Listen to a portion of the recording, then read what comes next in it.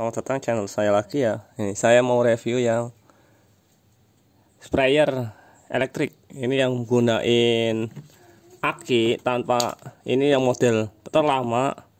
Yang baru itu biasanya ada manualnya, ini pompa manualnya. Kalau ini masih pure elektrik. Ini udah saya pakai selama 2 tahun. 2 tahun itu biasanya yang sudah saya ganti aki. Selama 2 tahun aki saya ganti, terus yang setelah setahun ininya rusak nih. Ceklekan ini saklarnya rusak karena mungkin kena air. Saya ganti dengan manual seperti ini nih. Nih. Ya. Terus apa saya modifikasi ini, sprayernya juga saya ganti kuningan biar lebih awet dan kuat. Tekanannya besar kalau pakai ini dan tidak bocor. Sama apa ya? Jadi yang jelas sprayer ini lebih ringan karena terbuat dari plastik. Cuman kalau sering kena panas, biasanya plastiknya ini akan cepat pecah. Ini udah saya pakai 2 tahun, udah saya ganti aki sekali, sama saklarnya saya ganti manual karena dalamnya ini karatan, jadi nggak berfungsi. Yang pertama sih segi ini hemat karena 1/4 hektar cuman 2 tangki. Tapi kalau gunakan tangki yang manual biasanya 3,5 atau 4 atau 2 kalinya ini. Yang pertama kita hemat, terus ringan karena ini plastik, ketimbang yang sprayer model lama yang pakai kuningan itu lebih berat. Dan juga kapasitasnya itu biasanya yang kuning itu 14 liter, ini 16 liter, sama tekanan ininya stabil. Jadi stabil, jadi kita hemat obat karena tekanannya stabil karena menggunakan elektrik kan, ketimbang dengan manual kita pompa biasanya tekanannya akan beda.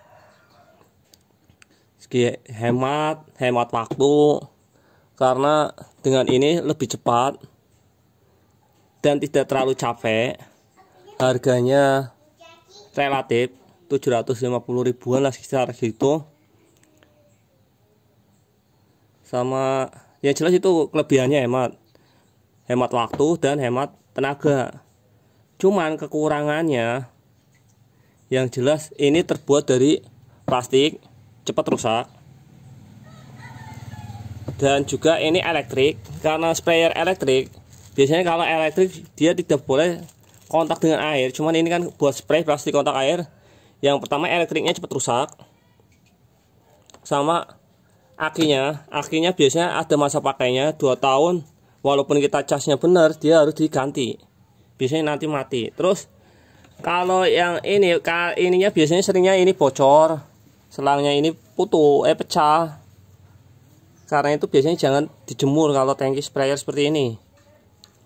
Kalau udah buat spray biasanya kita nyepray paling tengah hari lah, atau enggak kalau rata-rata orang paling maka 3 jam kita taruh di tempat yang teduh. Karena spray itu biasanya pagi hari atau sore hari, waktu yang bagus. Ini sprayernya sudah saya modifikasi, ininya pakai kuningan, ini yang model siku, ada yang model lurusan. Apalagi ya? Yang jelas plastik itu seperti ini. Yang jelas kita banyak kelebihan sih. Yang pertama hemat tenaga, hemat waktu, dan hemat obat. Karena kalau biasanya rata-rata 1/4, kita 1/4 aja ya.